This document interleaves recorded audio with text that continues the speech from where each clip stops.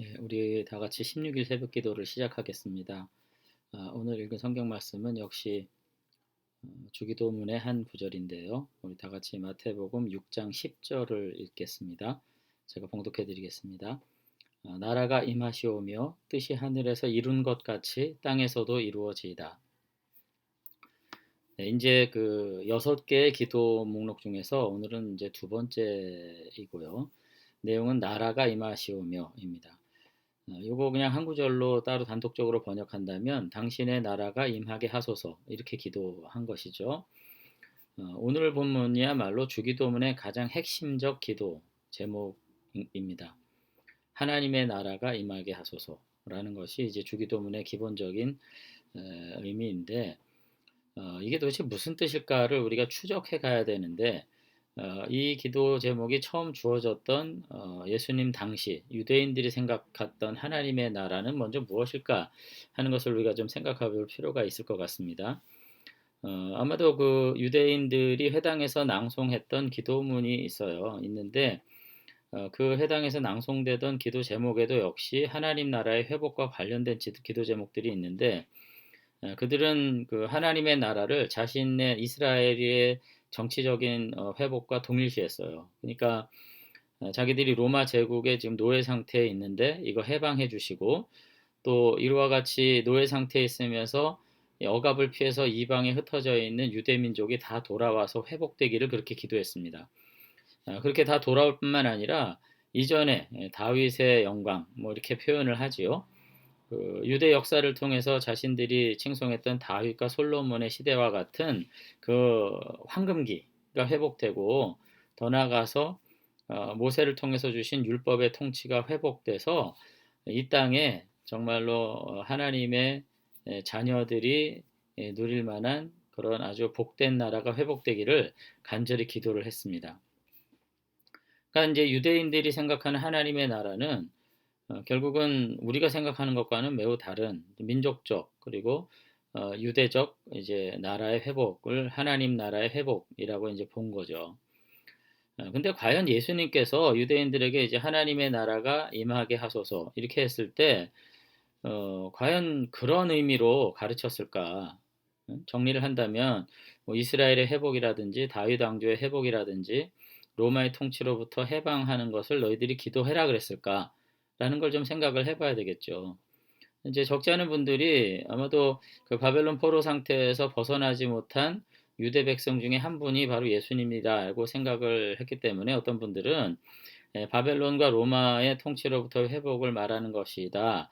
그러나 다만 방법론적으로 예수님은 군사적인 방법으로 정치적인 방법으로가 아니라 말씀에 입각한 거룩한 하나님의 백성다운 삶을 빛된 삶을 온전히 회복함으로써 하나님의 나라를 회복하라고 그랬다. 뭐 그렇게 말하는 분도 있는데 이제 그렇게 보긴 좀 어려운 것 같아요. 이것이 결국은 복음의 문제고 이제 마태복음이 하나님의 나라를 선포했을 때 인간 구원의 문제와 긴밀한 연관을 가지고 이제 이야기했기 때문에 이 나라는 단지 유대라고 하는 이스라엘이라고 하는 지역적이고 한정적인 어떤 백성들의 나라를 말하는 것이 아니라 사실은 온 우주적인 그러니까 모든 백성들과 관련된 하나님의 어떤 나라의 회복을 기도한 것으로 이제 우리가 보아야 되는 것이 옳은 것 같습니다.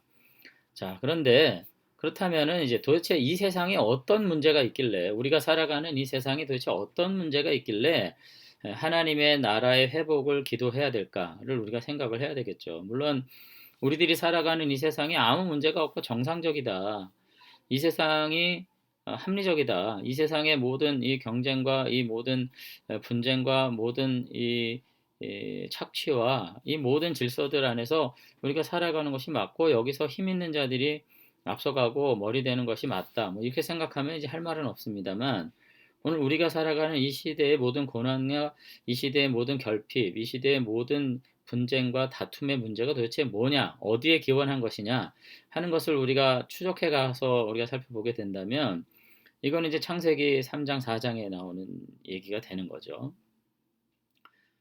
성경은 오늘 우리들에게 무엇이라고 말하냐면은 우리가 살아가면서 이제 마주대하는 모든 고난, 그리고 모든 갈등, 그리고 모든 결핍의 문제는 애초에 부여하신 창조주 하나님께서 이 땅을 선하게 창조하셨음에도 불구하고 피조물인 인간이, 아담이 하나님을 떠나 분리된 상태로 이 세상을 타락하게 만들었기 때문에 주어진 현실이라고 봐야 맞는 것이죠.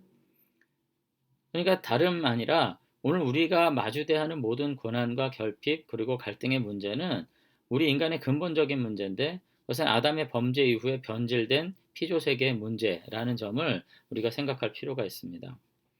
애초에 하나님께서 아담을 창조하셔서 이 땅 위에서 하나님의 통치자로, 대리 통치자로 세우신 거죠.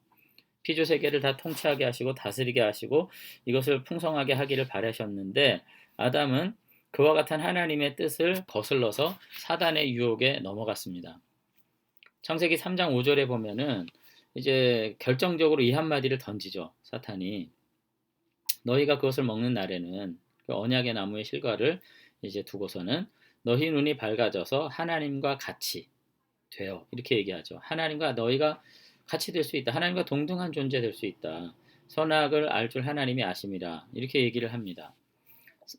이 문장에서 우리가 주목해야 될 내용은, 사단은 아담에게 뭘 말한 거냐면 너도 스스로 하나님과 동등하게 될 수 있다. 하나님같이 될 수 있다는 거예요. 원래 하나님께서 계획하신 것은 아담은 피조물로서 하나님을 의지하고 동행하고 순종함을 통해 가지고 이 하나님께로부터 위임받은 세상을 아름답게 통치할 수 있도록 그렇게 지으신 거죠. 하나님의 무한하신 지혜와 능력 아래서 살아가면서 세상을 더욱 아름답게 만들어갈 수 있었는데, 이제 아담은 자신이 하나님같이 될 수 있다는 사탄의 말에 순종한 거죠. 거기서 예수님과 전혀 다른 태도죠. 자신이 하나님과 같이 될 수 있다는 사단의 말에 미혹받은 이 아담은 하나님과의 관계를 끊음으로써, 그 언약을 끊어버림으로써 스스로 타락하고 만 것입니다. 그러니까 이거 어떻게 해석해야 되냐면은, 아담은 생각한 거예요. 더 이상 하나님을 의존하고 하나님을 신뢰하고 순종하고 하나님과 동행할 아무런 필요가 없는 거예요. 왜? 자기 스스로의 지혜와 힘과 능력으로 이 피조 세상에서 정말 의미 있는 삶을, 정말 안전과 평안을, 행복을 확보할 수 있는 삶을 분명히 살아갈 수 있고 그렇게 통치할 수 있다고 이제 선언한 것입니다. 이런 내용을 이제 요약한 성경이 바로 사도 바울의 로마서 1장 18절 이하에 나오는 그 긴 이야기들이에요. 거기 보면은 인간은 하나님을 알고 있었고 또 지금도 알고 있기 때문에 하나님을 경외함으로써 이 땅에 하나님의 무궁하신 은혜 아래서 이 땅의 질서를 온전히 회복하는 삶을 살아야 되지만은, 그 마음이 허망해져서 오히려 자신을 섬기고 자신을 신적 위치에 놓으면서 자신 안에 있는 능력과 지혜와 부요함과 그 시간을 가지고 온전히 존재하고자 했다는 것입니다. 그런데 그것이 가능해요? 불가능한 거죠. 그러니까 타락의 결과로 이 땅에 주어진 가장 극단적인 문제는 뭐냐면은, 이 모든 세상의 생명과 지혜와 힘의 원천이신 하나님에게로부터 분리됐다는 거예요, 우리가. 그래서 우리 스스로 유한한 자원 속에 갇혀버린 거예요. 이게 피조물의 한계 속에 갇힌 겁니다. 그러니까 영원할 수가 없는 거예요. 시간도 유한하고, 우리도 그렇죠. 저도 올해 벌써 55인데 이제 절반도 안 남은 거죠. 또 무슨 일을 만날 때마다 지혜가 없는 거죠. 그리고 내 스스로의 노력과 힘으로는 도무지 생존할 수 없는 거죠. 들에 핀 백합화만도 못한 것입니다. 누군가에서 생명의 자료들을 내가 취해서 먹음으로써 누릴 수 있는 그런 제한적 인생을 살아가는 거죠. 그것조차도 시간의 한계 속에 있는 거죠.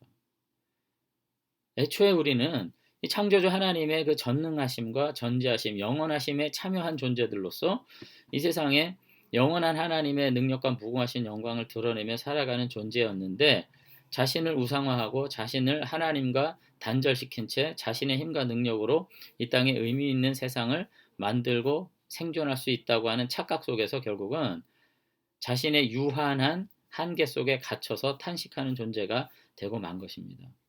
이게 이제 성경이 기본적으로 말하는 이 피조 세계의 문제예요. 이 아담적 실존 뭐 이렇게 어려운 얘기를 할 수 있겠는데 그러니까 인간의 모든 고난은 바로 여기서부터 옵니다. 하나님에게로부터 끊어진 데서부터 오는 거예요. 하나님과의 단절로에서부터 문제가 오는 거예요. 지혜가 부족하고 능력이 부족하고 시간이 부족해서 늙고 병들고 죽음으로써 결국 소멸하는 존재가 되는 거예요. 모든 것이 부족해서 스스로는 생존할 수 없는 그런 존재, 죽음을 직면한 존재로 유한한 삶을 살아가는 문제, 이것이 문제고요. 이것을 극복하기 위해서 온 세상의 인류들이 경쟁하고 다투고 분쟁하고 갈등하는 세상을 살아갈 수밖에 없는 것입니다. 그래서 이렇게 하나님을 떠난 인간의 상태를 바울은 계속 이어지는 로마서 6장 23절에서 죄의 삭은 결국 사망이었다라고 요약하죠.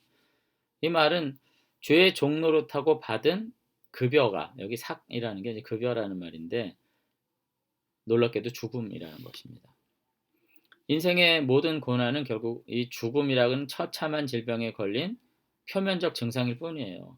예를 들어서 코로나에 걸리면 목이 아프고 열이 나고 기침이 나듯이, 그죠? 이렇게 되면 아, 이거 코로나 아닌가 생각을 해야 되죠. 우리가 겪는 육체적, 심리적, 사회적, 경제적 모든 빈곤, 고난, 압제와 고통은 그것이 문제가 아니라 우리는 유한한 존재로 죽음에 이르는 치명적인 병에 걸렸다는 증거들인 거죠. 사단이 우리들에게 죄를 짓게 하고 그 삭수로 돌려준 것은 죽음이었다는 것입니다. 그 죽음은 즉시 힘을 발휘하진 않지만 무섭게도 서서히 힘을 발휘하는 거죠. 그래서 모든 인생은 죽어가는 것이고 그래서 성경은 인생을 향해서 살아있다고도 말했지만 때로는 죽었다고도 말을 하기도 합니다. 자, 여기까지 이해했다면 이제 하나님의 통치가 임하소서라는 기도 제목이 뭔지를 우리가 다시 한번 이제 이해할 수 있을 것 같아요. 그건 뭐예요? 애초에 아담의 타락 이전의 실존으로의 회복인 거죠. 이 모든 피조 세계가 하나님께서 처음 창조하셨을 때의 그 선한 모습으로 회복돼서 그 창조주의 생명과 능력을 공급받는 삶, 그 하나님을 의존하고 그 하나님을 아버지로 부르고 그 하나님을 의 자녀로서 우리가 살아가면서 그 생명의 능력을 가지고 이 시대를 살아가는 이 거룩한 나라의 회복이 바로 예수 그리스도의 구원을 통해서 열렸다는 것이 바로 복된 소식이에요. 그게 구원이고 그게 복음입니다. 그러니까 제가 전에도 말씀드린 것처럼 이 구원이라는 거는 단지 그냥 영생을 약속받은 사람들이 죽음 이후에 내세에서 어떤 특별한 공간에서 어떤 안식을 누리는 게 아니에요. 지금 이 순간부터 우리가 사단의 통치로부터 해방되는 일이 있어야 되는 겁니다. 그 죽음의 통치에서 해방되는 일이 있어야 되는 거예요. 그래서 하나님의 생명의 통치를 회복하는 일이 있어야 되는 겁니다. 근데 그것은 우리 스스로 할 수가 없기 때문에 오늘 예수 그리스도께서 이 땅에 오셔서 그 모든 사단의 죄와 사망의 통치로부터 우리를 구원하시고 다시금 하나님의 자녀로 삼아주셔서 하나님을 아버지로 부르게 하신 일로부터 시작되는 거죠. 그래서 부활이 중요한 것입니다. 죄와 사망을 꺾고 승리하신 것이 바로 부활 사건이거든요. 그 예수님의 부활 사건이야말로 하나님의 나라가 오늘 우리 가운데 회복되는 가장 그 결정적인 사건인 거죠. 그 결정적인 사건, 승리 이후에 오늘 우리들이 그 하나님의 회복된 통치의 영역 아래서 살아가기 시작하는 것이에요. 그러나 물론 사단과 죄의 세력이 완전히 소멸되진 않았어요, 지금. 이미 예수님의 부활을 통해서 거의 90% 이상의 완전한 승리를 거두셨지만 이제 이 모든 악의 통치를 꺾고 완전한 하나님의 나라가 도래하게 되는 것은 재림 이후에 이제 하나님께서 완성하시겠죠.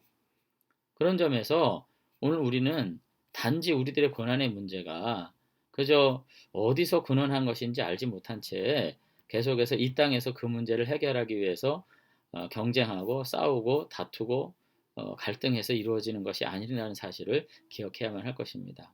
매 순간마다 하나님의 통치 아래 순종하기 위해서 하나님과 더불어 하나님과 함께 연합한 가운데 그 하나님의 능력과 지혜와 그 놀라운 모든 부요의 원천을 우리가 함께 누리며 살아갈 수 있도록 더욱 믿음으로 행해야 될 것이 분명합니다. 이제 결론을 좀 내린다면은 결국 복음이라는 것은 뭐냐면 예수님을 통해서 하나님께서 하나님을 배반하고 이 하나님의 그 풍성한 생명과 지혜와 능력에서 떨어져서 자신의 유한한 힘을 가지고 서로를 착취하며 살아가는 이 아담적 실존, 이 오늘 우리가 살아가는 이 세상이죠.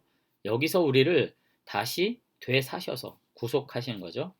하나님을 아버지로 부를 수 있도록 새로운 관계를 시작하신 것, 이게 복음이죠. 예수 그리스도를 통해서 하나님께서 우리에게 베푸신 은혜입니다.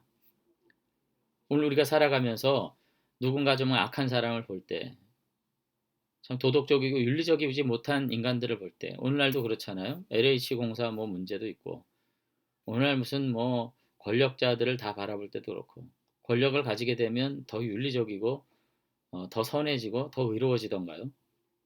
그런 분도 계시겠지만 대부분 그렇지 않죠. 왜 그래요? 자신이 가지고 힘을 더욱 의지하는 까닭에 자신의 내재된 힘을 가지고 자신의 모든 결핍의 문제를 해결하기 위해서 몸부림치는 실존이 거기서 다 드러나는 것입니다. 이게 인간의 문제예요. 인간의 유한성 때문에 오는 문제예요. 하나님을 떠난 인간들이 직면한 문제예요. 지혜도 없고 힘도 없고 생명도 없고 시간도 없어요. 누구도 그 누구도 자기를 스스로 존재케 할 힘이 없어요.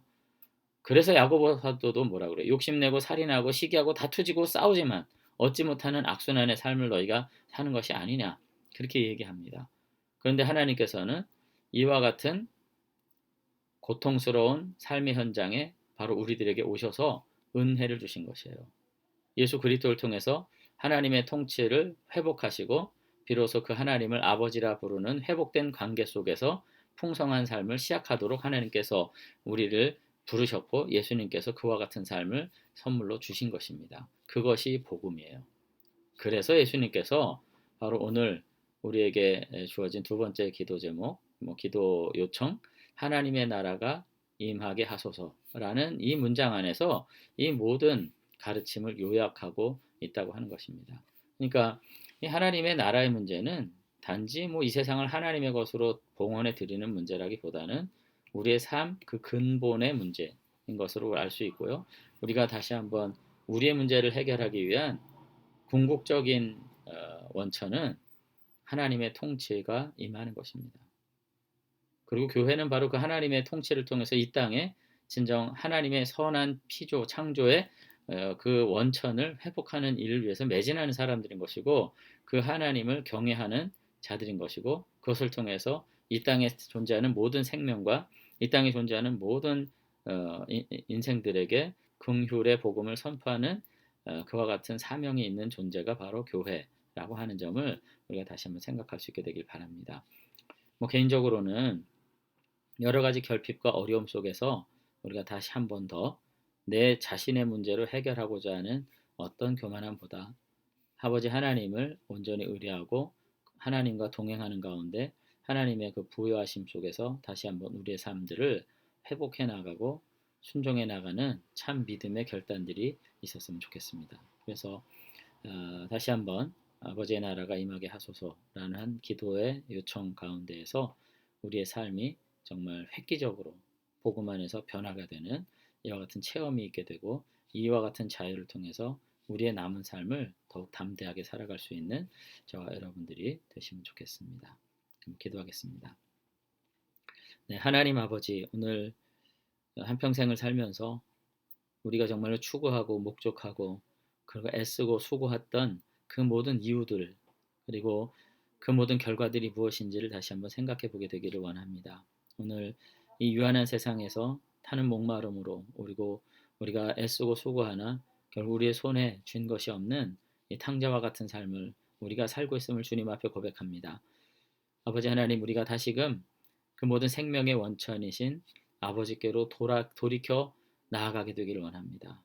아버지의 품 안에서 자유를 누리게 하시고 온전한 구원을 누리게 하시고 참된 복락을 누리도록 하나님 붙잡아 주셔서 주님 안에서 누리는 진정한 자유로 이 세상 앞에서 정말 빛된 삶 살아가도록 축복해 주시옵소서. 사랑하는 모든 성도님들 한 분 한 분 기억해 주시고 삶에 직면한 이러한 어려움을 우리가 기이 여지 말게 하시고 이 모든 것들을 당연히 여기는 가운데 이 모든 고통 가운데서 우리를 구원하실 하나님을 온전히 의존하고 기도함으로써 우리의 삶 속에 하나님의 무하신 능력과 은혜를 체험하는 삶의 믿음의 참된 증인들이 될 수 있도록 아버지께서 축복해 주시옵소서. 이 한 주간도 주님께서 아버지의 나라 가운데 우리를 부르신 하나님의 은혜를 찬미하며 온전히 살아가게 되기를 원합니다. 우리의 연약함을 도우시고 하나님의 풍성한 긍휼과 사랑으로 채우셔서 우리를 온전히 이 땅 가운데서 아버지의 자녀들로 세워 주시옵소서. 감사드리며 예수님 이름으로 기도드리옵나이다. 아멘. 오늘 하루도 주 안에서 하나님의 풍성하신 은혜를 누리시는 우리 교회 여러분들이 되시기를 기도드리겠습니다. 감사합니다.